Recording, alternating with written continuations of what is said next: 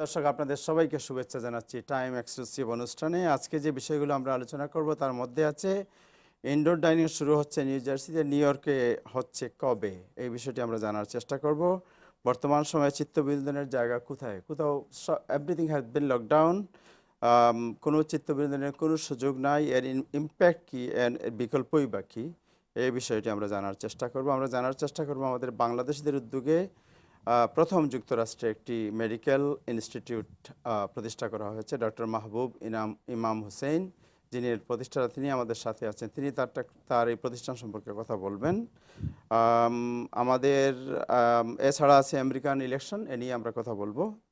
আপনারা জানেন যে নভেম্বরে ইলেকশন হবে, ইলেকশনের বিষয়টি আমরা কথা বলবো। এর ছাড়া আছে নিউজ আপডেট। সো এই বিষয়গুলো হবে আজকে আমাদের মুখ্য আলোচনার বিষয়। দর্শক আপনারা যারা, যদি কোনো প্রশ্ন থাকে তাহলে ফেসবুকে প্রশ্ন করতে পারবেন।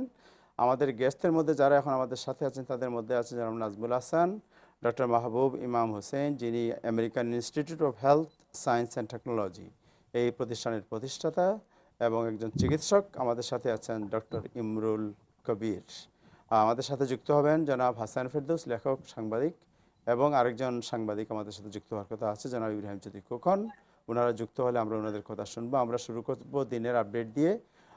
তার আগে আপনাদেরকে অনুরোধ করব, যারা ফেসবুকে অনুষ্ঠানটি দেখছেন তারা শেয়ার করবেন প্লিজ। যারা টেলিভিশনে দেখছেন তাদেরকে শুভেচ্ছা এবং অভিনন্দন জানাচ্ছি। আমরা দিনের শুরুতেই যাব দিনের আপডেট জানার জন্য জনাব নাজমুল হাসানের কাছে। জনাব নাজমুল হাসান।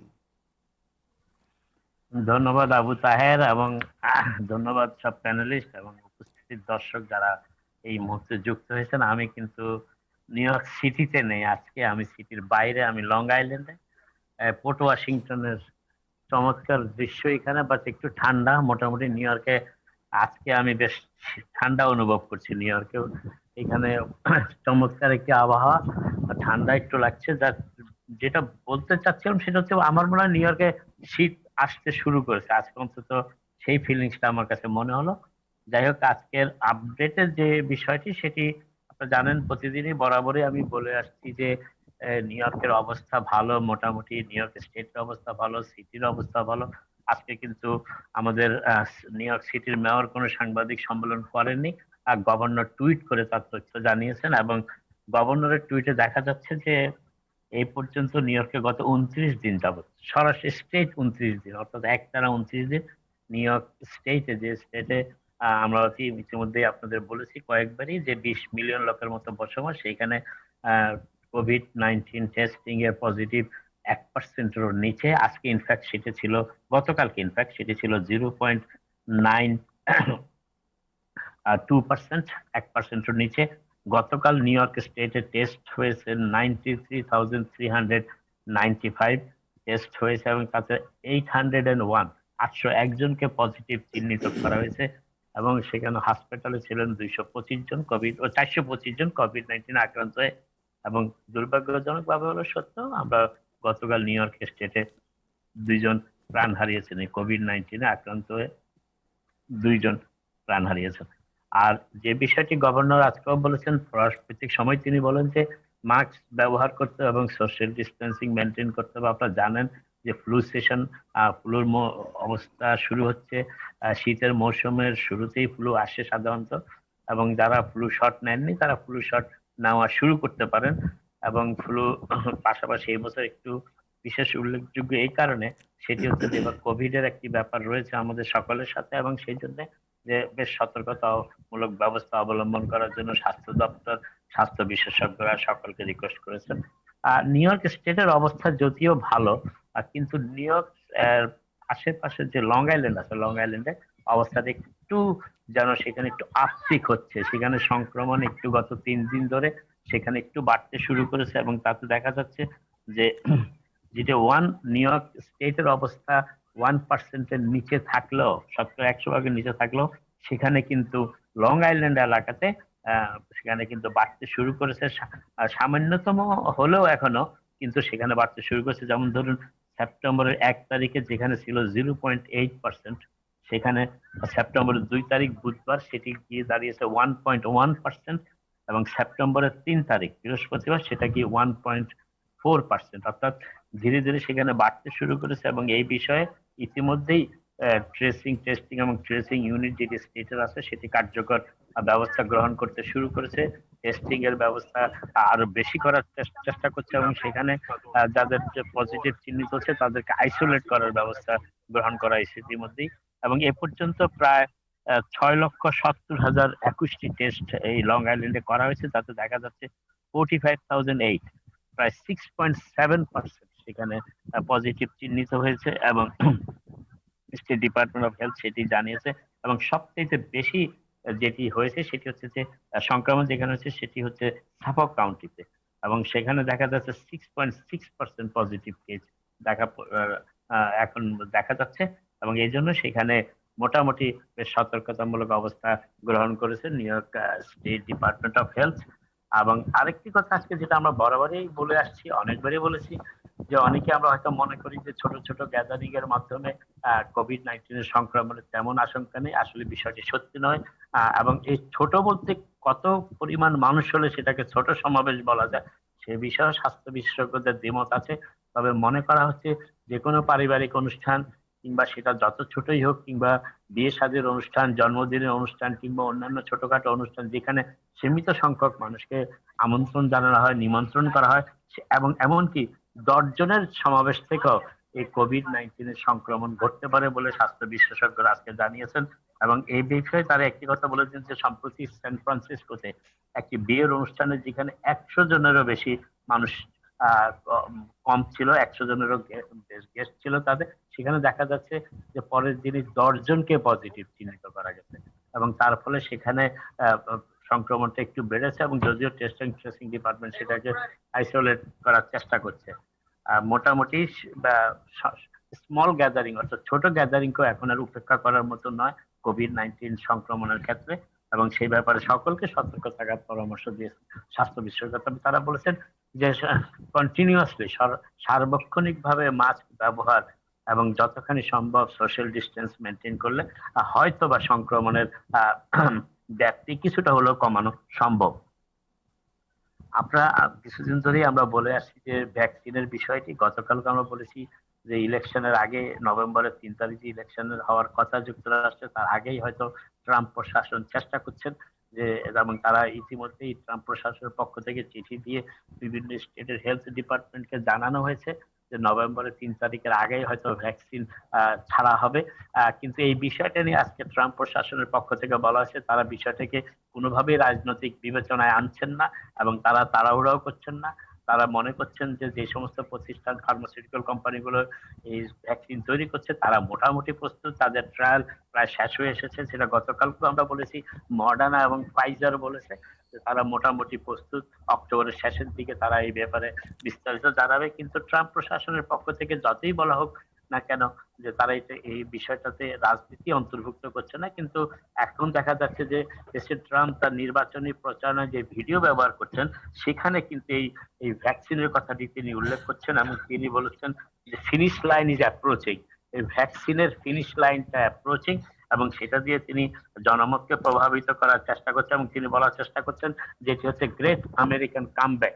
অর্থাৎ বিষয়টি মোটামুটি অনেকের দৃষ্টি আকর্ষণে সক্ষম হয়েছে যে ভ্যাকসিনের বিষয়টি এখন যুক্তরাষ্ট্রের রাজনীতিতে, বিশেষ করে প্রেসিডেন্সিয়াল নির্বাচনের রাজনীতিতে মোটামুটি একটি আলোচনার বিষয় হয়ে দাঁড়িয়েছে। অনেক সময় অন্য সময় দেখা যেত অর্থনৈতিক অবস্থা কিংবা অন্যান্য বিষয়, কিন্তু এবার দেখা যাচ্ছে যে ভ্যাকসিনের বিষয়টি মূলত নির্বাচনী ইস্যুতে পরিণত হয়েছে। এবং অনেকেই মনে করছেন যে ভ্যাকসিনের ব্যাপারে একটি সন্তোষজনক সমাধান পাওয়া গেলে, কার্যকর ভ্যাকসিনের ঘোষণা পাওয়া গেলে, যদি সেটা খুব দ্রুত সময়ের মধ্যে হয়তো অধিক জনগোষ্ঠীর কাছে পৌঁছানো সম্ভব নাও হতে পারে, তো এই ধরনের একটি ঘোষণা নির্বাচনে প্রভাব ফেলতে পারে বলে অনেকেই এখন মনে করছেন।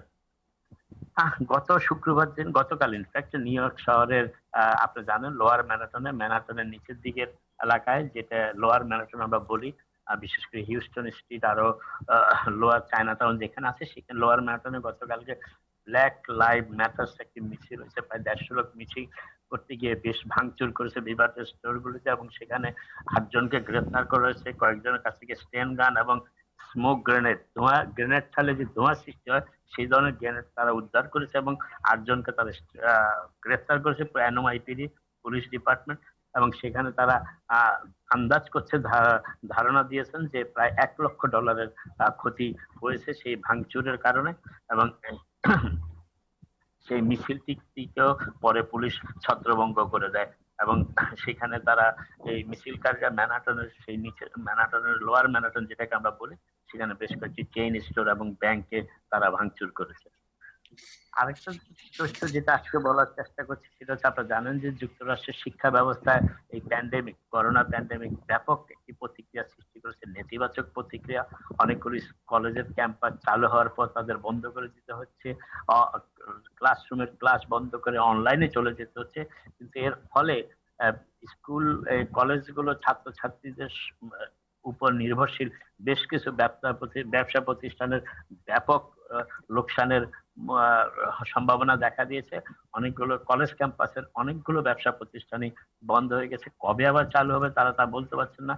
এটি তাদের জন্য, অনেকের জন্যই এর উপর নির্ভরশীল অনেকেই এতে বেশ ক্ষতিগ্রস্ত হচ্ছেন আর্থিকভাবে। এর পাশাপাশি কমিউনিটি কলেজগুলোকেও মনে করা হতো যে এগুলি হয়তো কোভিড-19 এর ক্ষেত্রে ব্যাপক ক্ষতির মুখোমুখি হবে না, কিন্তু এখন দেখা যাচ্ছে সর্বশেষ পরিস্থিতি যা দেখা যাচ্ছে তাতে কোভিড-19 এর কারণে এই কমিউনিটি কলেজগুলোতে এনরোলমেন্ট কমে যাচ্ছে, ছাত্র ভর্তি কমে যাচ্ছে এবং তার ফলে সেখানেও আর্থিক সংকট দেখা দিয়েছে। নিউ ইয়র্ক সিটির জন্য আরেকটি দুর্ভাগ্যজনক খবর হচ্ছে আজকে যে বাজেট সংকোচনের কারণে, বাজেটের যে দুরবস্থা, সে কারণে নিউ ইয়র্ক সিটির প্রায় 40,000 যুবককে যে চাকরি দেওয়ার ব্যবস্থা কথা ছিল সামার ইয়ত প্রোগ্রামে, সেটি বাতিল করতে হয়েছে এবং তার ফলে এই 40,000 যুব সমাজের 40,000 প্রতিনিধিকে আর চাকরি দেওয়া সম্ভব হচ্ছে না এই মৌসুমে, অন্তত সামার ইয়ত ক্যাম্পের ক্যাটাগরিতে। এবার আসি আনএমপ্লয়মেন্টের, নিউ ইয়র্ক স্টেটের যে $300 আনএমপ্লয়মেন্টের ব্যাপারটি, সেটির ব্যাপারে মোটামুটি সর্বশেষ যে খবরটি আমরা গতকালকে পেয়েছি শুক্রবার, সেটি হচ্ছে যে new York State Department of labour চেষ্টা করছে যে তারা এটাকে কার্যকর করার জন্য, কিন্তু তারা মোটামুটি বিস্তারিত কিছু কাউকেই জানাচ্ছে না।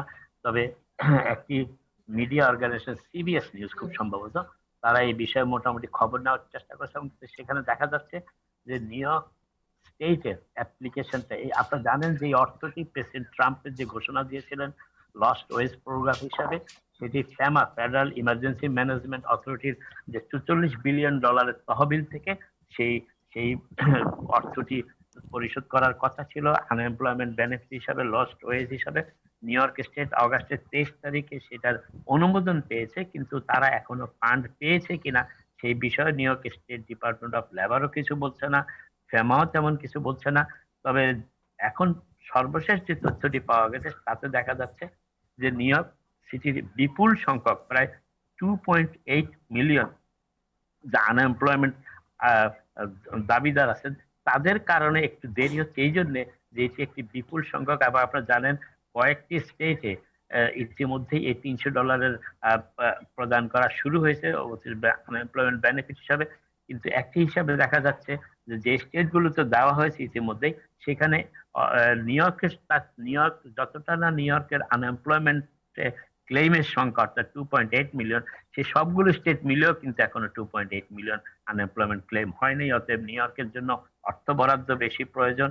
এবং আরেকটি কথা ফেমাস তথ্য থেকে জানা গেছে যে যত বেশি স্টেট এইটার অনুমোদন লাভ করবে তত বেশি এর অর্থ কমে আসবে প্রতিটি স্টেটের জন্য যা বরাদ্দ রয়েছে তাতে। এবং নিউ ইয়র্ক স্টেট যত দেরি করছে এই ফান্ড ডিস্ট্রিবিউট করার ব্যাপারে, তত তাদের টোটাল বরাদ্দ কমে আসছে এবং এটি মোটামুটি একটি উদ্বেগজনক খবর। প্রথমে আমরা বলেছিলাম যে এটি হয়তো 5-6 সপ্তাহ চলতে পারে, তবে যদি এই অবস্থা আরো বিলম্বিত হয় এই প্রক্রিয়াতে শুরু করতে, তাহলে হয়তো সেক্ষেত্রে কমেও যেতে পারে। তবে ফেমার পক্ষ থেকে বলা হয়েছে যে তারা চেষ্টা করছেন যে কংগ্রেস যতক্ষণ পর্যন্ত ব্যবস্থা না নেবেন না এই বিষয়ে স্টিমুলাসের ব্যাপারে কিংবা আনএমপ্লয়মেন্ট বেনিফিট কন্টিনিউ করার ব্যাপারে, ততক্ষণ পর্যন্ত যদি এই আর্থিকভাবে যারা আনএমপ্লয়মেন্ট আছেন তাদেরকে সাহায্য করার ব্যাপারে তারা মোটামুটি চেষ্টা করছেন। তবে সবকিছু নির্ভর করছে ফান্ড অ্যাভেলেবিলিটির উপরে, ফান্ড পাওয়ার উপরে। এবং সেই বিষয়টি নিউ ইয়র্ক একটু বিলম্ব করছে এই কারণে যে তারা বলছে যে তাদের কম্পিউটার সিস্টেমকে আপগ্রেড করা প্রয়োজন, এবং সেই আপগ্রেড করার ক্ষেত্রেও তারা ফেডারেল ইমার্জেন্সি ম্যানেজমেন্ট অথরিটি সাহায্য গ্রহণ করতে পারে বলে ফেমার পক্ষ থেকে জানানো হয়েছে। মোটামুটি এই হচ্ছে আজকের খবর আপাতত। যদি পরবর্তীতে আরো কিছু পাই আপনাদের সাথে আবার যোগাযোগ হবে। আপনারা সবাই ভালো থাকুন। থ্যাংক ইউ জনাব নাজবুল হাসান, থ্যাংক ইউ দিনের আপডেট দেওয়ার জন্য। আমরা এখন যাব ডক্টর মাহবুব ইমাম হোসেন, যিনি assistant professor radiology, major nuclear medicine and ultrasonography, working now in children heart institute Virginia. তার কাছে জনাব মাহবুব, আপনারা একটি নতুন ইনস্টিটিউট ওপেন করেছেন। আপনি একজন doctor, but American institute of health science and technology, এবং আপনাদের যে পোস্টার আছে, পোস্টারের মধ্যে আছে need a job call now. আপনারা কি করছেন সেখানে? ধন্যবাদ আপনাকে। আপনার মাধ্যমে আমাদের দর্শক সবাইকে আমার শুভেচ্ছা এবং ধন্যবাদ, সুস্বাস্থ্য কামনা করি। আসলে এটা খুবই একটা আনন্দের বিষয়, যদিও আমাদের চারিদিকে মহামারী, আমাদের সকলেরই মন অতটা প্রফুল্ল নয়, তবুও আমি মনে করি যে একটা সুসংবাদ তার মধ্যে হয়তো দেওয়া যেতে পারে। আমরা প্রথমে এই একটি মেডিকেল ট্রেনিং ইনস্টিটিউট গভর্নমেন্ট থেকে অ্যাপ্রুভড হয়েছি গত 3 মাস আগে, এবং আমার যতদূর আমি জানতে পারি তাতে বাংলাদেশি এদের জন্য, তাদের মালিকানাধীন, তাদের পরিচালনায় এটাই মনে হয় প্রথম কোনো মেডিকেল টেকনোলজিক্যাল ইনস্টিটিউট। সো এই মর্মে আমাদের প্রাথমিকভাবে আমরা 5টা কোর্স অফার করছি। তার মধ্যে medical assistant, phlebotomy technician, ECG technician, pharmacy technician, billing and coding, এই 5টা প্রাথমিকভাবে। পরবর্তীতে আমরা আরো 4টা শুরু করব within a very short time. এখন এই কোর্সগুলি 3 মাসের কোর্স, এবং সবচেয়ে গুরুত্বপূর্ণ সেটা হলো আমরা এই যে কোর্স কারিকুলামটা করেছি তার মধ্যে যেটা মেইন থাকে আমাদের হেলথ সেক্টর, আমরা সবাই জানি হ্যান্ডস অন প্র্যাকটিস। এইটা আমরা নিজেরাই আমাদের ল্যাব ক্রিয়েট করেছি, যাতে আমাদের ছাত্রছাত্রীরা নিজেরাই আমাদের ইনস্টিটিউটে বসে তারা প্রাথমিক শিক্ষাটা নিতে পারে। পাশাপাশি কোর্সটা যখন ওনারা কমপ্লিট করবেন, তারপরে আমরা প্র্যাকটিক্যাল ক্লিনিক্যাল ওরিয়েন্টেশনের জন্য আমরা প্লেসমেন্ট দিব প্রায় 160 আওয়ার্স। So it's huge. সুতরাং যখনই একজন পার্টিসিপেন্ট এই কোর্সটা করবেন, হ্যান্ডস অন নিবেন ল্যাবে, পাশাপাশি একটা জবে যাওয়ার আগে একটা প্র্যাকটিক্যাল এক্সপিরিয়েন্স নিয়ে নিচ্ছেন লাইফ, সেটা খুব বিশাল ব্যাপার। তারপরে হবে কি, যখন এটা এরকমই সম্ভব, আমার অভিজ্ঞতায় আমেরিকাতে যেটা দেখেছি, ওনারা যখন ওই প্লেসমেন্টে থাকবেন ক্লিনিক্যাল ট্রেনিং এর সময়, দেখা গেল ওখানেই তাদের পারফরমেন্সের জন্য তারা হায়ার করে বসবেন, অথবা তাদের পরবর্তীতে জব পেতে খুবই সুবিধা হবে। এই কম্বিনেশনটা খুব খুব কম প্রতিষ্ঠানে আমি ব্যক্তিগতভাবে দেখেছি। এটা হলো এক বিষয়। আরেকটা বিষয় হলো আমার অভিজ্ঞতাতে আমাদের হেলথ টেকনোলজিস্ট যে প্রফেশনটা আছে, পুরো বাংলাদেশি মানুষদের কিংবা ভাই বোনদের যেটাই বলি, তাদের ইনভলভমেন্টটা একটু কম। আমার মেইন টার্গেটটা ছিল এটা, যে আমরা কেন আমাদের কমিউনিটিকে এটাকে এনকারেজ করছি না। কারণ আমাদের কমিউনিটিতে অনেক শিক্ষিত ইয়াং, ইভেন কি একটু মিডল এজ যারা আছেন, তারা হয়তো সঠিক দীক্ষাটা পাচ্ছেন না যে মেডিকেল লাইনে মনে হয় কঠিন কিংবা কিছু, আসলে ব্যাপারটা কিন্তু তা নয়। সো সেই হিসাবে আমার উদ্যোগটা আসলে ওখান থেকে শুরু, যে আমি আমাদের কমিউনিটিকে এই প্রফেশনে নিয়ে আসবো। সো আমার প্রথম আমন্ত্রণ কিংবা আহ্বান থাকবে, যারা নতুন একদম হাই স্কুল পাশ করলো মাত্র, তারা যদি মনে করে যেন আমি হেলথ লাইনে ক্যারিয়ার করতে চাই, this is the first entrance point, just entry point. Take the course, take the certificate, তারপরে আপনি লাইসেন্স এক্সাম দিতে পারেন, আমরা সেটা হেল্প করবো। যে জন্য আপনি প্রশ্ন করেছেন যে নিড এ জব, আপনি যে কোনো একটা কোর্স করার সাথে সাথে যে একটা জব পেয়ে যাবে এমন কোনো সম্ভাবনা নাই। সেই ক্ষেত্রে আমরা যেটা করবো, একদম জব পাওয়ার জন্য যে প্রাথমিক একদমই বেসিক নিডসটা আমরা ফুলফিল করে দিচ্ছি, যাতে কিনা জব পাওয়াটা খুব ইজি হয়ে যায়। এই জন্য আমরা বলছি যে আমাদেরকে কল করেন। বাঙালি হিসাবে এবং আমি এটার ওনার হিসাবে আমার যতটুকু আর্থিক এবং সামগ্রিক সহযোগিতা করা দরকার সেটা আমি 100% করব। এটা আমার মেইন একটা কি বলা যায় প্রমিস টু আওয়ার কমিউনিটি। কারণ আমার উদারত আহ্বান, আপনারা আসুন, আমরা কি করতে পারি, আমাদের কাছ থেকে সহায়তা নিন, আমাদেরকে ব্যবহার করুন to get a job, to be trained, to build your careers. এবং আমি যেটা বললাম, যারা একদমই ফ্রেশম্যান, জাস্ট কলেজ যাওয়ার আগে কলেজে যেতে পারছে না কিংবা ড্রপ আউট হয়ে গেছে, তাদের জন্য বেশ সুযোগ। ইভেন কি যারা হয়তো অনেকদিন থেকে কোনো এক জায়গায় ঢুকতে পারেন নাই, উচ্চশিক্ষিত আছেন কিংবা মধ্যশিক্ষিত আছেন, আমাদের সাথে যোগাযোগ করুন। ব্যক্তিগতভাবে যদি আমাদের ইনস্টিটিউটে যোগাযোগ করেন, তারপরও আমার নাম বলেন, তাদেরকে আমার কথা জিজ্ঞেস করেন, আমার নাম্বার নেন, আমার সাথে কথা বলুন। আমরা সব ধরনের সহযোগিতা দেওয়ার জন্য একদম বসে আছি।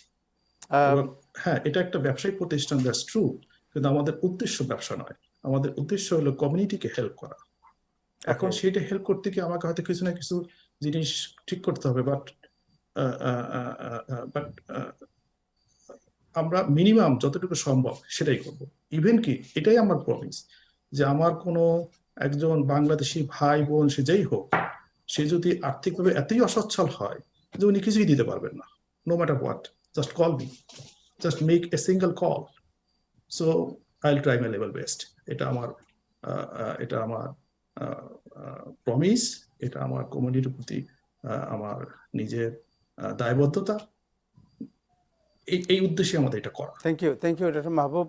আমি যে জিনিসটা আপনার কাছে প্রশ্ন করতে চাই সেটা হচ্ছে যে আপনি তো একটি মেডিকেল ইনস্টিটিউট প্রতিষ্ঠা করেছেন, আপনি ভার্জিনিয়ায় থাকেন। আপনার হোয়াট ইজ ইয়ার ব্যাকগ্রাউন্ড, আপনার ব্যাকগ্রাউন্ড কি? আপনি কি মেডিকেল ফিল্ডের লোক, না বাংলাদেশে আপনার ব্যাকগ্রাউন্ড কি ছিল, এখানে আপনি কি করছেন? আমি চিকিৎসক, আমি রেডিওলজিস্ট, এবং আমার স্পেশালিটি নিউক্লিয়ার মেডিসিন এবং আলট্রাসোনোগ্রাফিতে আমার স্পেশালাইজেশন। আমি জর্জটাউন ইউনিভার্সিটি থেকে ফেলোশিপই করেছি, আমি জাপান থেকেও ফেলোশিপ করেছি নিউক্লিয়ার মেডিসিনে। এখানে এসে আমি একই সাবজেক্টে আছি, ওই চিলড্রেন্স হার্ট ইনস্টিটিউট ভার্জিনিয়াতে। পাশাপাশি এটা আমি চেষ্টা করেছিলাম যে একটা কিছু করি। দেন আফটার 2.5 years আমি এটাকে আলোর মুখ দেখাতে পেরেছি। এবং আমি যেটা বলছি, ট্রাস্ট অন মি, যে আমি কমিউনিটিকে হেল্প করার জন্য আসছি। So use hour resources, very simple, just even for test, just make A call to me, I will try my level best. So আপনাদের এখানে যে ট্রেনিং হবে, ট্রেনিংয়ের জব মার্কেটের অবস্থা কি? আপনার এটার ডিমান্ড কেমন জব মার্কেটে? তাহলে ভাই, আপনি নিশ্চয়ই জানেন সবকিছুর খবর। এই করোনার সময় সবকিছু একটাই শব্দ, আনএমপ্লয়েড। আপনি যদি একটু খোঁজ নেন, হেলথ ইন্ডাস্ট্রিতে কতজন আনএমপ্লয়েড, খুবই কম পাওয়া যাবে। এবং হেলথ ইন্ডাস্ট্রির জবটা এত সুবিধাজনক যে যে কোনো পরিস্থিতিতেই জবটা কিন্তু মোটামুটি স্টেবল। আমি বলছি রাষ্ট্রীয় আর্থিক রাষ্ট্রীয় যে সমস্যা সেটা কিন্তু, আর এমনিতে যদি ধরেন সব সেটেল টাইমেও জব মার্কেট সবসময় অ্যাভেলেবল, সবসময়। ইভেন কি যারা ব্যস্ত থাকবেন, তারাও যদি পার্ট টাইম জব করতে চান, ডু ইট। ফুল টাইম করতে চান, do it. It is possible. Thank you so much. আমরা আপনার কাছে আবার ফিরে আসবো। আমাদের সাথে যুক্ত হয়েছেন জনাব হাসান ফেরদৌস। জনাব হাসান ফেরদৌস, আপনাকে শুভেচ্ছা জানাচ্ছি অনুষ্ঠানে। আপনার কাছে ফিরে আসছি একটু পরে। আমরা যাচ্ছি ডক্টর ইমরুল কবির আপনার কাছে। ডক্টর ইমরুল কবির, আপনি জানেন, আমাদের যারা প্যানেলিস্ট তারাও জানেন যে কোভিড শুরু হওয়ার পর থেকে অন্ন, বস্ত্র, শিক্ষা, স্বাস্থ্য, বাসস্থান এবং এরপরে আসে চিত্ত বিনোদন। আমাদের এখানে চিত্ত বিনোদনের আপাতত কোনো সুযোগ আমরা দেখছি না। আগে আমরা সিনেমা দেখতাম, নাটক দেখতাম, বিভিন্ন সাংস্কৃতিক অনুষ্ঠানে যেতাম, খেলাধুলা ছিল, অনেক কিছু ছিল চিত্ত বিনোদনের, এখন কিছুই নাই। এই অবস্থায় অনেকেই ডিপ্রেসড এবং ঘরের মধ্যে আছে। আপনি তো একটা ইনস্টিটিউট পরিচালনা করেন। আপনি এখন এই যে মানুষের চিত্ত বিনোদন, মানুষের পার্ট অফ দ্য লাইফ, মানুষের এনার্জাইজ করা, তাদের ইমিউনকে বিল্ড আপ করা, তাদের মানসিকভাবে তাদেরকে তাজা রাখা, এসব ক্ষেত্রে আপনি জানেন যে এই বিষয়গুলো খুবই ইম্পর্টেন্ট। আপনার সাজেশন কি বর্তমান অবস্থায়? থ্যাংক ইউ তাহের ভাই। সো প্রথমত, যে অফকোর্স যেটা আপনি বললেন যে আমাদের অনেক কিছুতে আমরা এখন ডিপ্রাইভড, আমাদের নর্মাল লাইফস্টাইল আমরা লিড করতে পারছি না। তার মধ্যে একটা সেকশন হচ্ছে আমাদের এন্টারটেইনমেন্ট। তা আমাদের এন্টারটেইনমেন্টের যে স্কোপ গুলো খুব লিমিটেড হয়ে গেছে, সেগুলোই আমরা বারবার রিপিট করছি। তো যেহেতু এখন আমরা বাইরে যেতে পারছি না, সিনেমাতে দেখতে পারতেছি না, বা পার্কে যেতে পারতেছি না ওরকম আগের মতো খোলামেলা, জিমে যেতে পারছি না, সোশ্যাল কোনো গ্যাদারিং করতে পারছি না, তো দেখা যাচ্ছে যে মানুষ খুব একটা জিনিস খুব কমন, সেটা হচ্ছে নেটফ্লিক্স দেখা, ঘন্টার পর ঘন্টা টেলিভিশন দেখা। সো নেটফ্লিক্স একটা খুব কমন একটা ট্রেন্ড হচ্ছে, যেটা সায়েন্স এখন বলছে, মেডিকেল ফিল্ডে বিশেষ করে, সেটা হচ্ছে বিঞ্জ ওয়াচিং। তার মানে হচ্ছে যে ঘন্টার পর ঘন্টা দেখা যাচ্ছে এপিসোড নাটকের বা কোনো একটা সিরিজের দেখে যাওয়া, 5 ঘন্টা, 8 ঘন্টা, 10 ঘন্টা। তো এইটারও এখন কিছু হেলথ ইফেক্ট হওয়া শুরু করছে মানুষের মধ্যে, এবং সেটাও এখন হ্যাজার্ড হিসেবে দেখা হচ্ছে। যেরকম ফর এক্সাম্পল যারা বিঞ্জ ওয়াচিং করছে বা লং টার্ম যারা এক নাগাড়ে টেলিভিশন দেখছে, নেটফ্লিক্সে প্রোগ্রাম দেখছে, মুভি দেখছে, তাদের দেখা যাচ্ছে যে সাথে সাথে যেটা বাড়ছে সেটা হচ্ছে পোর স্লিপ কোয়ালিটি, বা স্লিপ কোয়ালিটি আস্তে আস্তে নষ্ট হয়ে যাচ্ছে। তারা ফ্যাটিক থাকে বেশিরভাগ সময়, তার মানে শারীরিকভাবে দুর্বল থাকে। আরেকটা হচ্ছে ইনসমনিয়া তাদের মধ্যে তখন গেড়ে যাচ্ছে, যেটা কিওর করতে বা সারাতে তখন প্রবলেম হচ্ছে। এছাড়া দেখা যাচ্ছে যারা এই ধরনের লাইফস্টাইল লিড করতেছে লং টার্মে, তারা আনহেলদি একটা লাইফস্টাইল, যেহেতু তারা আনহেলদি খাবার খাচ্ছে, আনহেলদি স্ন্যাক্স খাচ্ছে, আর নাড়াচাড়া কম করছে, যেহেতু তারা ঘন্টার পর ঘন্টা বসে আছে, তখন তাদের কয়েকটা জিনিস, তাদের ডায়াবেটিসের সংখ্যা বাড়ছে, তাদের স্ট্রোক এবং হার্ট অ্যাটাকের রিস্কও বাড়ছে সাথে সাথে। তো এগুলোকে চেঞ্জ করতে হবে, প্যাটার্নকে চেঞ্জ করতে হবে। সেগুলো নিয়ে আমি আজকে কিছু টিপস দিব যে কি করা যেতে পারে। আরেকটা হচ্ছে যে বোরডম, যেহেতু মানুষ বোর হচ্ছে, ফর এক্সাম্পল মুভি দেখতেছে, কয়েকটা মুভি দেখবে, কত ঘন্টা মুভি দেখবে, প্রতিদিন একই কাজ করছে, তখন বোরডম হওয়ার ফলে যেই সোশ্যালি যে প্রবলেম গুলো মেডিকেলি এখন সেক্টরে যেগুলো ফিল করছে বা যেগুলো দেখছে, একটা হচ্ছে মানুষের মধ্যে ইনক্রিজ ড্রাগ এবং অ্যালকোহল অ্যাবিউজ হচ্ছে, ওভার ইটিং হচ্ছে বা মানুষ বেশি বেশি খাচ্ছে, ডিপ্রেশন এবং অ্যাংজাইটি বাড়ছে। এছাড়া রিস্ক অফ মেকিং মিস্টেক্স হওয়ার যে প্রবণতা, সেটা বেড়ে যাচ্ছে মানুষের মধ্যে। সো এটা সাইকোলজিস্টরা এখন খুব ঘন ঘন দেখছে, বিশেষ করে কোভিড-19 এর প্যান্ডেমিক এর পরে। এখন মিস্টেক হয় মানুষের, আমরা জানি সবার কাজের মধ্যে, কিন্তু কিছু কিছু কাজ আছে যেগুলোতে মিস্টেকের ফলে কিন্তু তাদের রিস্ক বেড়ে যাচ্ছে। যেরকম ফর এক্সাম্পল, আমাদের কমিউনিটিতে অনেকেই কিন্তু উবার ড্রাইভ করে বা লিফট ড্রাইভ করে বা ক্যাব ড্রাইভ করে, তাদের কিন্তু মিস্টেক হলে কিন্তু ইটস এ বিগ রিস্ক, যে লাইফ ডেঞ্জার অ্যাকচুয়ালি তাদের যাত্রীদের নিজেদের, বিকজ তারা হেভি মেশিনারি ইউজ করছে। ফর এক্সাম্পল, একজন এমটিএ ইঞ্জিনিয়ার, তার কিন্তু কোনো মিস্টেক করার কোনো উপায় নেই। তো এই ধরনের কিছু কিছু হাই রিস্ক জবগুলো, যেগুলোতে দেখা যাচ্ছে মানুষ এখন ঘন ঘন মিস্টেক করছে বিকজ অফ এই বোরডমের জন্য, যে তাদের অ্যাকচুয়ালি ভ্যারাইটি কমে গেছে তাদের লাইফস্টাইলে, তাদের এন্টারটেইনমেন্টে, তাদের কার্যে, যেগুলোই করছে, শুধু এন্টারটেইনমেন্ট না, যেগুলো প্রতিনিয়ত করছে, দেখা যাচ্ছে একঘেয়েমি হয়ে গেছে সবকিছু। তো এখন কিছু কিছু জিনিস আছে, যেরকম ফর এক্সাম্পল আমি 6টা টিপস দিচ্ছি, যেগুলো আমরা আগে দিয়েছি এই অনুষ্ঠানের মাধ্যমে দর্শকদের জন্য। একটা হচ্ছে যে ভ্যারাইটি আনার, যে জিনিসগুলো যেগুলো বাসায় করছেন সেগুলোকে এনজয় করা। যেরকম ফর এক্সাম্পল, আপনারা কুকিং করতে পারেন, কুকিং এর মধ্যে যেরকম রেস্টুরেন্টে যে খাবারটা খেতেন আগে, ফেভারিট খাবার, সেটা এখন আর খেতে পারছে না রেস্টুরেন্টে, যেহেতু এখন শুধু আউটডোর ডাইনিং চলছে, সেটা কিছু রান্নার চেষ্টা করেন। এখন বাহারি ফল চলছে বিভিন্ন সামারের, সেগুলো দিয়ে আইসক্রিম বানানোর চেষ্টা করেন। দ্বিতীয় হচ্ছে যে বোর্ড গেম খেলছে, যেরকম বয়স্করা, তো বোর্ড গেম দেখা যাচ্ছে যে ক্যারাম বোর্ড খেলছে, বা ফর এক্সাম্পল লুডো খেলছে, যেটা এখন অনলাইন অ্যাপের মাধ্যমে পৃথিবীর বিভিন্ন জায়গার সাথে কানেক্ট করে খেলা যাচ্ছে। 3 নম্বর হচ্ছে বের হওয়া। তো যেহেতু এখন ওয়েদার এখনো ভালো, এখনো ফল পুরোপুরি যেহেতু আসে নাই, ঠান্ডা পড়া শুরু করছে, কিন্তু অতটা খারাপ না, ওয়েদার ভালো এখনো, হাঁটাচলা করা, বাইকিং করা, ফিশিং করা, গার্ডেনিং করা।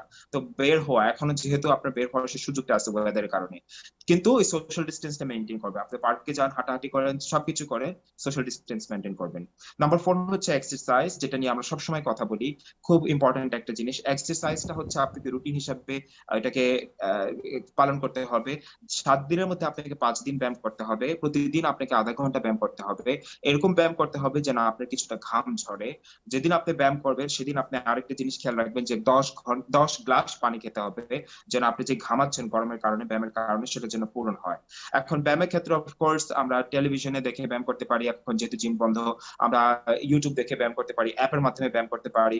ইয়াংদের জন্য একটা অ্যাপ বা ওয়েবসাইট আছে, সেটা নাম বলবো, আর বয়স্কদের জন্য আলাদা একটা ওয়েবসাইটের নাম বলবো। ইয়াংদের জন্য একটা খুব ভালো ওয়েবসাইট, যেটা সরকার রেকমেন্ড করছে, এটার নাম হচ্ছে DARE, আমি বানান করছি DAREBEE। এটা কোনো অ্যাডভার্টাইজ নাই এইটাতে, ওরা নন প্রফিট, ওরা ফ্রিতে অনলাইন বিভিন্ন এক্সারসাইজের রুটিন মানুষদেরকে বলে দেয়, জানাই দেয়, গাইড করে। তো আবারও বলছি, এটার ওয়েবসাইটের নাম হচ্ছে DARE, BEE, এটা একটা নন প্রফিট। আরেকটা হচ্ছে বয়স্কদের জন্য যাদের এইজ 65+ এবং যাদের মেডিকেয়ার আছে, তারা মেডিকেয়ারের মাধ্যমে একটা রুটিন এক্সারসাইজের ভিডিওর মাধ্যমে পেতে পারে।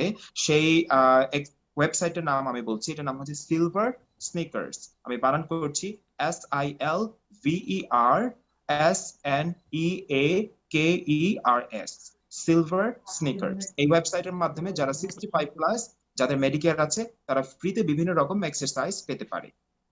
এছাড়াও আপনার বিভিন্ন রকম অ্যাক্টিভিটিস, যেরকম ক্রাফটি অ্যাক্টিভিটিস, যেরকম অনেকে পেইন্টিং শুরু করেছে, সেলাই শুরু করেছে, অ্যাকুয়ারিয়ামের বিভিন্ন রকম মাছপালা, এরকম তো এগুলোর মাধ্যমেও কিন্তু তাদের বিভিন্ন রকম সময় পার করছে। এবং আরেকটা খুব ইম্পর্টেন্ট জিনিস হচ্ছে রিডিং এবং সেলফ ইমপ্রুভমেন্ট। যেরকম অনেকে আছে যারা ইয়াং অ্যাডাল্টস, যারা ঘরে বসে আছে, এটা কিন্তু খুব ভালো সুযোগ।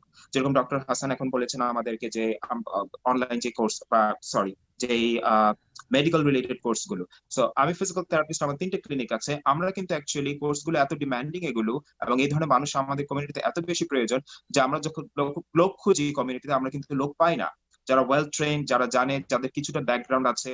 তখন কি করতে হয়, আমাদের জিরো থেকে ট্রেন আপ করতে হয় একটা মানুষকে।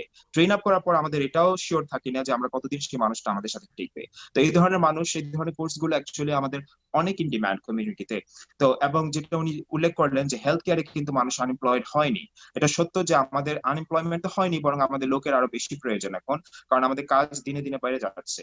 আমার 3টা ক্লিনিকে খোলা, আমার 23টা এমপ্লয়ি রিটার্ন এসেছে, এবং আমাদের আরো লোকের প্রয়োজন, কিন্তু আমরা লোক পাচ্ছি না এখন। তো সেই জন্য আপনাদের উচিত যে এই সময়টাকে কাজে লাগানো, নিজেদের সেলফ ডেভেলপমেন্ট, সেলফ ইমপ্রুভমেন্টের জন্য এমন একটা ফিল্ড খুঁজে নেওয়া। যেহেতু অনেকের ফিল্ড, অনেকের কাজের স্থান এখন বন্ধ হয়ে গেছে, যেরকম যারা রেস্টুরেন্টে কাজ করতো বা অন্যান্য জায়গায় কাজ করতো দোকানে, সেগুলো কিন্তু বন্ধ হয়ে যাওয়াতে, মল বন্ধ হয়ে যাওয়াতে এখন কিন্তু আপনাদের এটাই সুযোগ যে এমন কিছু একটা ফিল্ড পাচ্ছে না যেটাতে লং টার্ম কোন একটা কমিটমেন্ট আছে, যে রিস্ক ফ্রি একটা কাজ। আর সেলফ ইমপ্রুভমেন্টের মধ্যে আরেকটা হচ্ছে যে বই পড়া। ইয়াং যারা আছে, যারা বাসায় আছে, তাদের একটা ওয়েবসাইটের নাম বলছি, ওয়েবসাইটের নাম হচ্ছে many books, MANYBOOKS, many books. এটাতে 50,000 ই বুকস আছে, যেটা ফ্রি, সব ধরনের বই আছে। তো এই ওয়েবসাইট থেকে আপনারা সেটা পেতে পারেন। তো এটা ছিল আমার 6টা টিপস। আগামীতে আবার আপনাদের সাথে আসবো নতুন কিছু টিপস নিয়ে। অনেক ধন্যবাদ। আচ্ছা, এমরুল, আপনার সাথে আবার কথা বলবো। আমরা জনাব হাসান ফেরদৌসের কাছে যাব, তার আগে ছোট্ট একটা বিরতি নেব। বিরতির পরে হাসান ফেরদৌসের সাথে কথা বলবো আমেরিকান নির্বাচন। আপনারা জানেন যে নির্বাচন হবে নভেম্বরে। নির্বাচনে ডেমোক্রেটিক পার্টি এবং রিপাবলিকান পার্টি প্রতিদ্বন্দ্বিতা করছে, ডোনাল্ড ট্রাম্প, জো বাইডেন। আমরা এই নির্বাচনের প্রেক্ষিত, তার তাৎপর্য এবং কি হচ্ছে এখন, এই বিষয়গুলি জানার চেষ্টা করবো জনাব হাসান ফেরদৌসের কাছ থেকে একটি ছোট্ট বিরতির পর। আমাদের সাথেই থাকুন।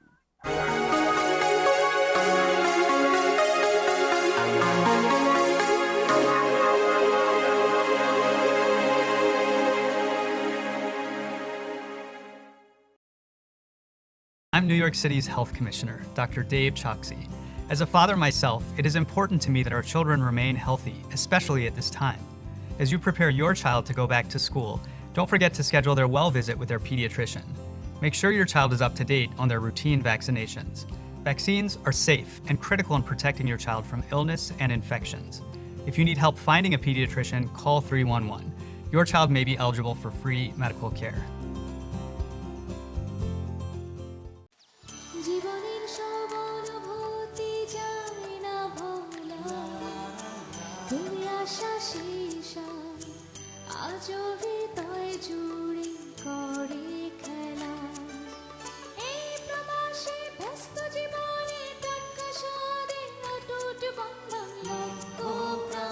বাংলাদেশের টাটকা মাছ, সবজি, স্ন্যাক্স, সেরা স্বাদে সেরা মানে।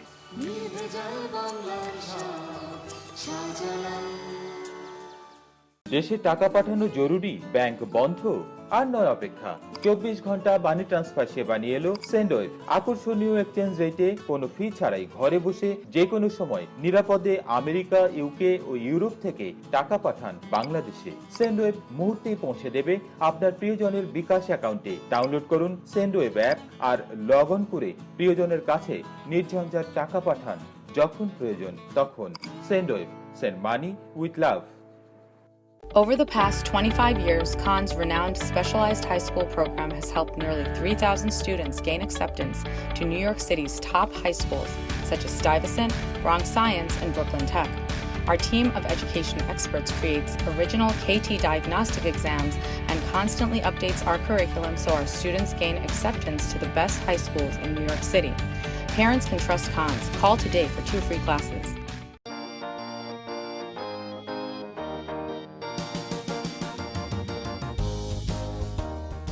Dr. Kamal, MBBS.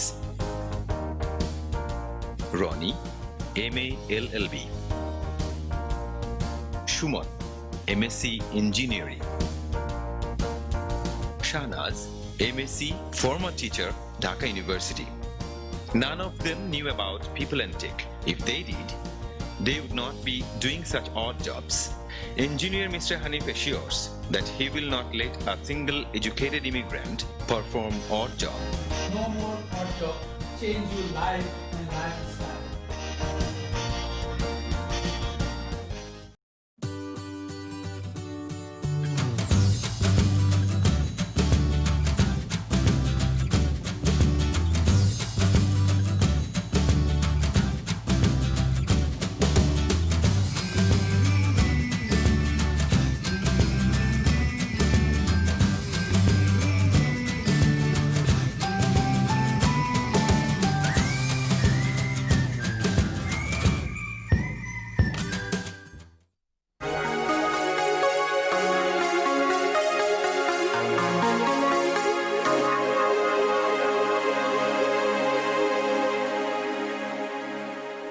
হ্যালো দর্শক, আপনাদের সবাইকে আবারও শুভেচ্ছা জানাচ্ছি টাইম এক্সপ্রেস অনুষ্ঠানে। আমরা এখন কথা বলবো যুক্তরাষ্ট্রের নির্বাচন নিয়ে।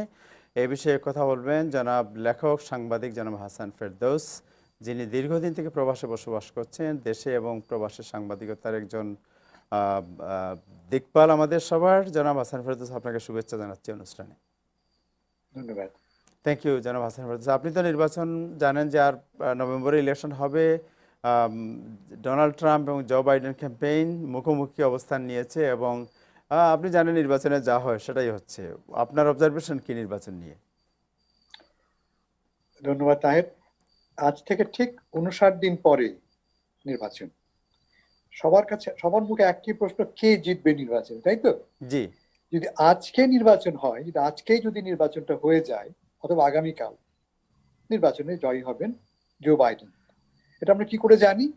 আমরা জানি যে যতগুলি জাতীয় জনমত জরিপ হয়েছে তার প্রায় সবগুলিতেই জো বাইডেন এগিয়ে আছে। এর একটা অ্যাভারেজ যদি করি আমরা, আজকের হিসাব হচ্ছে বাইডেন 51%, ডোনাল্ড ট্রাম্প 43%, 8% ভোটে। এবং এই যে ডিফারেন্সটা, এটা pretty কনসিস্টেন্ট গত 3 মাস ধরে। 3 মাস আগে একটু বেশি ছিল, অধিকাংশ জরিপে আমরা দেখেছি।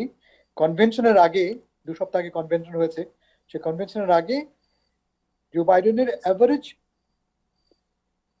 দূরত্ব ছিল বাইডেন থেকে ট্রাম্প থেকে 10-12%, সেটা কমে এসে এখন 8%-এ ঠেকেছে। তো এর ফলে ভাবনা হচ্ছে যে নির্বাচনে টাইট হয়ে আসছে, দূরত্বটা কমে আসছে। মানে এটা কি, কম্পিটিশনটা আরো বাড়ছে। কিন্তু তফাৎটা এখনো এত সিগনিফিকেন্ট যে যদি নির্বাচন এখন হয় বা আগামী কয়েকদিনের মধ্যে হয়, তাহলে কোনো কারণ নাই বাইডেনের না জেতার। কিন্তু নির্বাচন তো কালকে নয়, নির্বাচন হবে আরো 2 মাস পরে। এই 2 মাস পরে অবস্থা বদলাতে পারে। কিভাবে? তার 2 বা 3টা সম্ভাবনা আছে। বর্তমানে ডোনাল্ড ট্রাম্পের ক্যাম্পেইনের মূল ফোকাস হচ্ছে 2টি। এক হচ্ছে ল অ্যান্ড অর্ডার। আপনারা জানেন যে ব্ল্যাক লাইফস ম্যাটার আন্দোলনের পরিপ্রেক্ষিতে সারা আমেরিকার বিভিন্ন শহরে বড় ধরনের গোলযোগ দেখা দিয়েছে এবং ডোনাল্ড ট্রাম্প এটাকে বাইডেনের সমর্থকদের অরাজকতা বলে চিহ্নিত করছেন।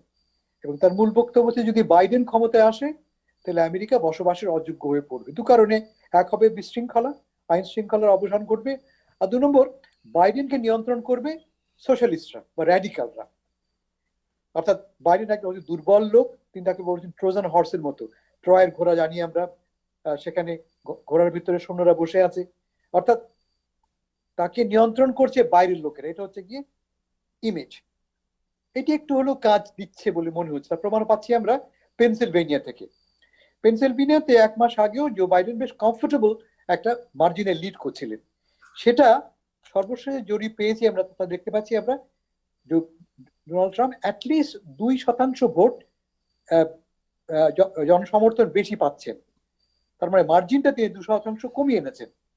শুধু পেনসিলভেনিয়া না, পেনসিলভেনিয়া, ফ্লোরিডা, মিনেসোটা একটা টিপিক্যাল ব্লু স্টেট, সেখানেও ডোনাল্ড ট্রাম্প 2% ভোট জনসমর্থন বাড়িয়েছেন। ফলে তার এই যে তার যে রণকৌশল, তার স্ট্র্যাটেজি মনে হচ্ছে যে আংশিক হলেও কাজ করছে। এটা 1 নম্বর রণকৌশল। এ প্রসঙ্গে আরো বলি যে আমরা 1 মাস আগে বলছিলাম যে ব্ল্যাক লাইভস ম্যাটার আন্দোলনটা খুব আমেরিকার সর্বত্রই জনসমর্থন পেয়েছে কথা ঠিক, কিন্তু এই সমর্থনটা কমে আসছে। সর্বশেষ যে আমরা মডেলটা পাচ্ছি, আমরা পাবলিক ওপিনিয়নের ভিত্তিতে দেখতে পাচ্ছি আমরা যে 1 মাস আগেও যেখানে ছিল ব্ল্যাক লাইভস ম্যাটার সমর্থন 65%, তা এখন কমে এসছে 55%-এ। মানে এক মাসে ডোনাল্ড ট্রাম্পের ক্রমাগত ক্যাম্পেইন এবং এই যে অব্যাহত অরাজকতা কোট আনকোট, তার ফলে মানুষের মনের মধ্যে প্রশ্ন জেগেছে যে এটা কতটুকু ন্যায়সঙ্গত। ফলে ক্যাম্পেইনটা কাজে লাগছে, এটা 1 নম্বর ট্রাম্পের পক্ষের যুক্তি। আর দ্বিতীয়ত হচ্ছে ট্রাম্প আশা করছেন যে ইকোনমি ইমপ্রুভ করবে, আর মোস্ট ইম্পর্টেন্টলি একটা ভ্যাকসিন আবিষ্কৃত হয়ে যাবে। আমরা জানি যে করোনা ভাইরাসের কারণে আমেরিকার অর্থনীতি স্থবির হয়ে আছে, জনজীবনও স্থবির হয়ে আছে, এবং একটা ভ্যাকসিন আবিষ্কৃত না হওয়া পর্যন্ত অবস্থা বদলাবে না। এখনো কিন্তু আমেরিকায় প্রতিদিন প্রায় 800 থেকে 1000 মানুষ মারা যাচ্ছে, এবং এরা মারা যাচ্ছে কিন্তু ডোনাল্ড ট্রাম্পের ওয়াচে, তার সময়, এবং বলা হচ্ছে তার নেতৃত্বের ব্যর্থতা। কেমন? এবং জন হপকিন্স ইউনিভার্সিটি যে মডেল তৈরি করেছে, তাতে দেখতে পাচ্ছি আমরা যে ফলে সেপ্টেম্বর থেকে নভেম্বর এই সময়ের মধ্যে বা ডিসেম্বর মধ্যে আমরা দেখব, বছর শেষ পর্যন্ত দেখবো আমরা এই সংখ্যা ডবল হয়ে যাবে। প্রায় 4,10,000 মানুষ মারা যেতে পারে যদি ভ্যাকসিন আবিষ্কৃত না হয় এবং আমরা সব নিয়মবিধি না মেনে চলি। নিয়মবিধি বলতে বোঝাচ্ছে মাস্ক পরা, সোশ্যাল ডিস্টেন্সিং মেনটেন করা ইত্যাদি। তার মানে ডোনাল্ড ট্রাম্পের সময়ই আমরা দেখব মৃত্যুর পরিমাণ 4,10,000 মানুষ মারা যেতে পারে। এবং এটা যদি একটা ভ্যাকসিন আবিষ্কৃত হয়ে যায়, ট্রাম্প বলবে দেখো আমি তোমাদেরকে ভ্যাকসিন দিলাম। এবং সে কারণে আমরা দেখতে পাচ্ছি পত্রপত্রিকায় খবর হচ্ছে, FDA থেকে আমরা দেখছি, আমরা বারবার কন্ট্রাডিক্টরি রিপোর্ট, সরকার চাপ দিচ্ছে, ট্রাম্প চাপ দিচ্ছেন যে তোমরা অ্যাপ্রুভ করো এই ভ্যাকসিনটা। কিন্তু ভ্যাকসিনটা আমরা জানি একটা ভ্যাকসিন অ্যাপ্রুভ হতে, ডাক্তার সাহেব এখানে আছেন, 10-12 বছর লেগে যায়।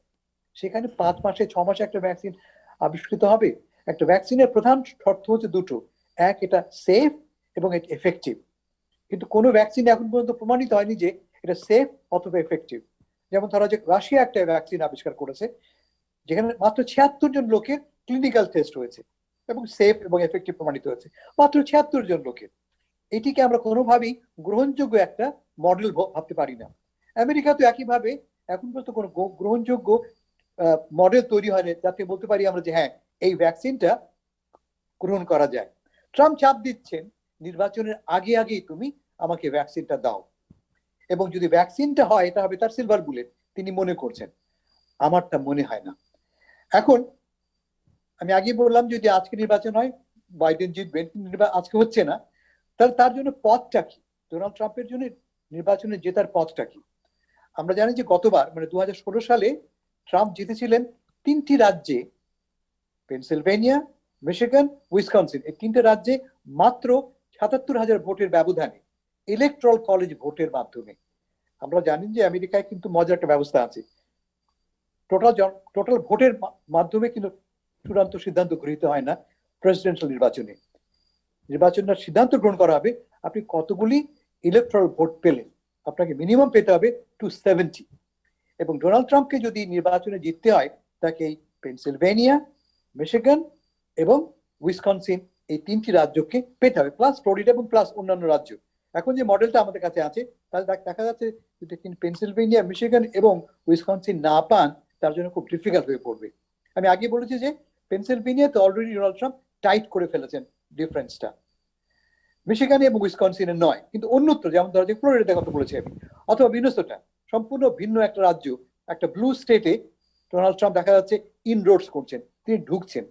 ফলে ডোনাল্ড ট্রাম্পের জন্য যে একদম অসম্ভব তা কিন্তু নয়, তিনি এখনো ইলেকট্রাল ভোটের মাধ্যমে এই পথে এগুলে তিনি নির্বাচনে জিততেও পারেন। এবং বর্তমানে তার সমস্ত স্ট্র্যাটেজি হচ্ছে এই ব্যাটল গ্রাউন্ড স্টেটসগুলিতে, যে স্টেটসগুলি লালও নয় নীলও নয়, অর্থাৎ ডেমোক্রেটিক নয় রিপাবলিকানও নয়, এমন রাজ্যে ইনরোডস করা, ঢোকা এবং সেখানে জেতা। এবং লক্ষণ দেখে মনে হচ্ছে যে খানিকটা হলেও তিনি সফল হতে পেরেছেন। আমার নিজের ধারণা যে তিনি সফল হবেন না একাধিক কারণে। প্রধান কারণ হচ্ছে গিয়ে অর্থনীতি। অর্থনীতি আগামী 3 মাসে, আগামী 2 মাসে চাঙ্গা হবে এমন কোনো কারণই নেই। কোভিড-19 নিয়ন্ত্রিত না হলে অর্থনীতি চাঙ্গা হবে না। শেয়ার মার্কেট চাঙ্গা হবে। শেয়ার মার্কেট চাঙ্গা হওয়া মানে কিন্তু সাধারণ লোকের জীবন সুস্থির হওয়া নয় কিন্তু। ফলে এটি একটা প্রধান কারণ। 2 নম্বর, ভ্যাকসিন। যদি ভ্যাকসিন আবিষ্কৃত হয়, মানুষ কিন্তু ভ্যাকসিন গ্রহণ করবে না। আপনারা জানেন যে আমেরিকায় অন্তপক্ষে 40% মানুষ ভ্যাকসিনে বিশ্বাসই করে না।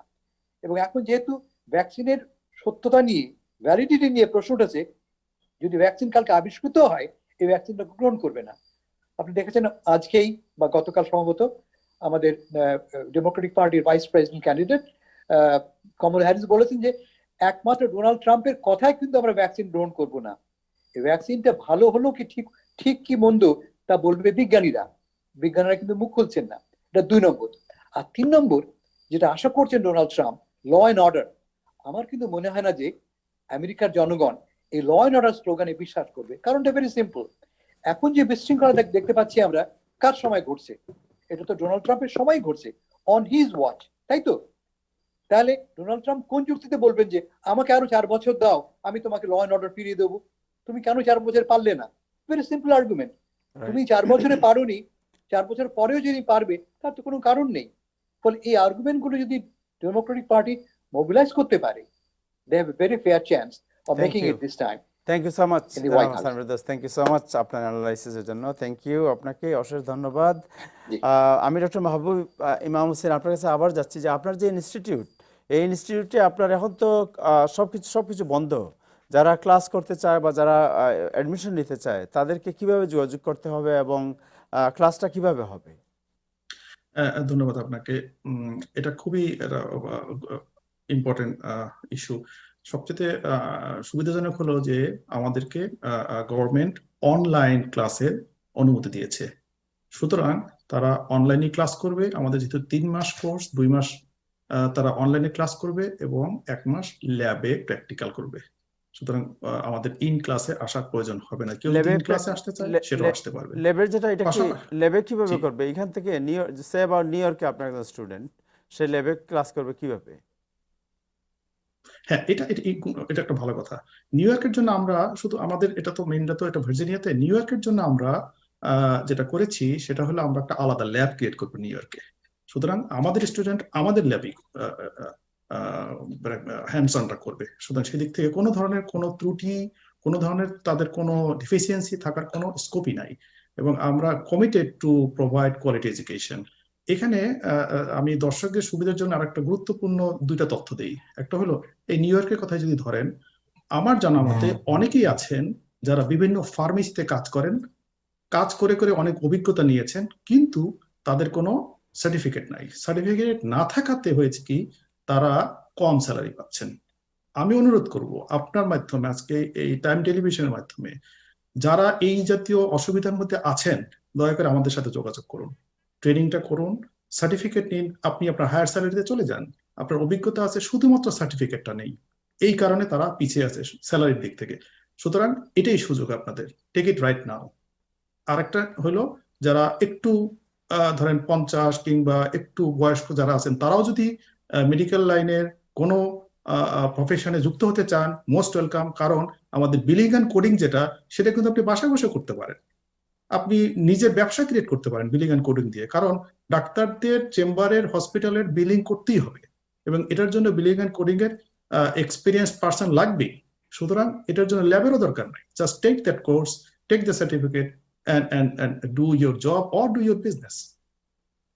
থ্যাংক ইউ ডক্টর মাহবুব আপনাকে। আমি ইমরুল আপনার কাছে আবার যাচ্ছি যে আপনি যারা বলছেন যে এরপর আর কয়েকটা টিপস দেবেন, আপনি কি ধরনের টিপস দেবেন আপনি? ওই যে 6টা টিপস দিলাম কিছুক্ষণ আগে আমাদের দর্শকদের জন্য, জি আর বাকি যে টিপস গুলো আমি দেবো সেটা হচ্ছে যে মুভমেন্ট আপনি কন্টিনিউ করেন আপনারা, যেটা আগে আমি বলেছি। ফর এক্সাম্পল বাসায় যে ধরনের এক্সারসাইজ করতে পারেন। একটা টিপস হচ্ছে যে হাঁটাচলার মধ্যে থাকা। এখন যাদের জায়গা কম তারা কিন্তু অন দ্য স্পটে হাঁটতে পারেন, তারা গোল হাঁটতে পারেন। বিভিন্ন ধরনের এক্সারসাইজ যেগুলো, তার মধ্যে একটা হচ্ছে যে সিঁড়িতে ওঠানামা করা, তার মধ্যে একটা হচ্ছে যে আপনি উঠবস করা, তার মধ্যে একটা হচ্ছে স্কোয়াটিং করা। এই ধরনের সিম্পল এক্সারসাইজেস গুলো কিন্তু আপনার হাঁটু ব্যথা থেকে শুরু করে কোমর ব্যথার, সব ধরনের ব্যথার কিন্তু আপনার উপকার দিচ্ছে। আরেকটা জিনিস হচ্ছে যে বসে থাকবেন না ঘন্টার পর ঘন্টা, টিভি দেখার জন্য হোক, কোনো কাজ ছাড়াই নিউজ পেপার পড়া হোক। একটা রুটিন তৈরি করেন যে আপনি প্রতি আধা ঘন্টা পর পর দাঁড়াবেন, হাঁটাচলা করবেন, স্ট্রেচিং করবেন 5 মিনিটের জন্য, তারপরে এসে আবার সোফাতে বসলেন বা চেয়ারে বসলেন। যতক্ষণ আপনি ফোনের মধ্যে আছেন, আধা ঘন্টা 1 ঘন্টা কথা বলছেন, ততক্ষণ বসে না থেকে, শুয়ে না থেকে আপনি হাঁটাচলার মধ্যে থাকেন। তারপরে দিনে মিনিমাম 8 থেকে 10 গ্লাস পানি পান করতে হবে। একটা ব্যালেন্সড হেলদি ডায়েট তৈরি করতে হবে, যেখানে আপনি লবণ, তেল এবং চিনি এই তিনটা আপনাকে কমাতে হবে। লবণ, তেল, চিনি এই তিনটা কমাতে হবে। আর ফ্রুটস, ভেজিটেবল এবং হেলদি গ্রেইন এগুলো আপনাকে বাড়াতে হবে। তো এবং আপনার স্লিপ ওয়েক প্যাটার্নটা ঠিক করতে হবে। এখন অনেকেরই কাজ নিয়ে আনএমপ্লয়মেন্টে আছে, দেখা যাচ্ছে যে তাদের ঘুমানোর এবং জাগার সময়টা ঠিক নাই। রাত 2টা-3টা বাজে ঘুমাতে যাচ্ছে, দুপুর 11টা, 12টা, 1টা বাজে উঠছে। সো কিন্তু আপনার ঘুমের সাইকেলটা খুবই ইম্পর্টেন্ট, যে একটা রেগুলার ঘুমের সাইকেল তৈরি করতে হবে। আপনি 12টায় ঘুমাইলে 8টায় সকাল উঠেন, কথার কথা যদি 8 ঘন্টা ঘুমের থাকে, আপনি যদি ফজরের নামাজের জন্য উঠেন, সেরকম একটা স্কেজুল করে ঘুমান, যে আপনি এনাফ আপনার জন্য ঘুম করে তারপর ফজরের নামাজের জন্য উঠে আবার আপনি ঘুমাতে গেলেন। সো স্লিপ ওয়েক সাইকেলটা ঠিক রাখেন। আর তো ওইটাই যে মেডিটেশন করা, স্লিপ ওয়েক সাইকেল, পর্যাপ্ত পরিমাণ পানি পান করা, আবার আপনার ডায়েট ঠিক রাখা এবং আপনার এক্সারসাইজ গুলো কন্টিনিউ করা। এক্সারসাইজ আবারও বলছি, 7 দিনের মধ্যে আপনাকে 5 দিন এক্সারসাইজ করতে হবে, আধা ঘন্টা আপনাকে নাড়াচাড়া করতে হবে। আপনি যে ঘরে অন্যান্য অ্যাক্টিভিটিস গুলো করছেন, ফর এক্সাম্পল বাচ্চাদের সাথে খেলাধুলা করা, বাইরে বাজার করা, ঘরে রান্নাবাড়ি করা, ঘর ক্লিন করা, কাপড় ধোয়া, হাঁটাচলা করা, এগুলো সব এক্সারসাইজের মধ্যে গণনা হয়। আপনাকে আধা ঘন্টা এক্সারসাইজ করতে হবে, দিনে আধা ঘন্টা মিনিমাম মুভমেন্ট করতে হবে, মডারেট লেভেলের এমন ধরনের মুভমেন্ট করতে হবে যেটাতে আপনার যেন ঘাম ঝরবে। তো এটা এই ধরনের এক্সারসাইজ এবং আপনার যদি অ্যাক্টিভিটিস মেইনটেইন করেন লাইফস্টাইল, তাহলে আপনি অ্যাটলিস্ট এই কোভিড-19 প্যান্ডেমিকের মধ্যে আপনি হেলদি থাকতে পারবেন। আমরা আরো কিছু এক্সারসাইজ টিপস আপনাদের এখানে দিয়েছি আগে, যেরকম ফর এক্সাম্পল ব্যাক পেইনের জন্য, আপনার পশ্চারের জন্য, যেভাবে আপনি ওয়ার্ক ফ্রম হোম করছেন তখন আপনার পশ্চার কি হবে, সেগুলো নিয়ে আবারও আমরা কথা বলবো আগামীতে আপনাদের সাথে। Thank you. আমরা অন্যদিন কথা বলবো না ইমরুল আপনার সাথে। ডক্টর মাহবুব, আপনার সাথে 1 মিনিট আর সময় আছে, আমাদের কথা বলতে চাই যে আপনার যে কোর্স যেগুলো, এই কোর্সগুলোর আপনার এক্সপেন্স কেমন? এটা একটি ভালো প্রশ্ন। কোর্স এক্সপেন্স মোটামুটি স্বাভাবিকের মধ্যে রাখার চেষ্টা করেছি, কিন্তু আমার অফারটা হলো প্রাথমিকভাবে আমরা যেহেতু শুরু করছি, প্রথমে আমরা 50% অফ করে দিচ্ছি আমাদের সকল কমিউনিটি পিপলদের জন্য, একদম ডিরেক্টলি 50% অফ। সুতরাং এটা একটা বিশাল সুযোগ। কেউ যদি এই সুযোগটা নিতে চায়, আমরা মোটামুটি আগামী 6 মাস কিংবা দরকার হলে আমরা 1 বছর এটাকে কন্টিনিউ করবো 50% ডিসকাউন্ট দিয়ে, শুধুমাত্র আমাদের কমিউনিটি। আপনাদের তো ফোন নাম্বার আছে 703-817-2968। জি, 703-817-2968। আর একটা আছে 703-817-2977। ওকে, থ্যাংক ইউ। আর এমনি আপনার কোনো আইডিয়া নাই যে ম্যাক্সিমাম কত, মিনিমাম কত, জাস্ট অ্যামাউন্ট? হ্যাঁ, না সেটা আমার জানা আছে, আমি আপনাকে এখনই বলি। আমাদের ফার্মেসি টেক এবং বিলিং এন্ড কোডিং এই দুটো, যে দুটো অনলাইনে করা যায়, রেগুলার প্রাইস হলো $3000 করে, আর ফ্লেবোটমি, ইকেজি এগুলো হলো $2500 করে, এবং মেডিকেল অ্যাসিস্ট্যান্ট হলো $8500 করে। কিন্তু আমরা এটাকে ডিসকাউন্ট করে ফেলবো আমাদের কমিউনিটি যারা এই ট্রেনিংটা করতেছে তাদের জন্য। Thank you so much doctor Mahbub Hossain, আপনাকে আমাদের সাথে যোগ দেওয়ার জন্য। এবং আপনাকে অনেক ধন্যবাদ। থ্যাংক ইউ, দর্শক শ্রোতা সবাইকে ধন্যবাদ। Thank you so much. And Imrul Kabir, আপনাকে অশেষ ধন্যবাদ। দর্শক, আজকে জনাব নাজমুল হাসান সাহেব বাইরে, এবং নিউজ লেটেস্ট আপডেট তেমন কিছু আজকে এখন পর্যন্ত আমাদের হাতে নেই, উনি একটু ছুটির মধ্যে আছেন। সো কালকে আবার আমরা কথা বলবো সবকিছু নিয়ে। এখন লেবার ডে উইকেন্ড চলছে, আপনারা এনজয় করেন লেবার ডে উইকেন্ড। আবার দেখা হবে কালকে রাত 9টায়। সবাই ভালো থাকবেন। খোদা হাফেজ।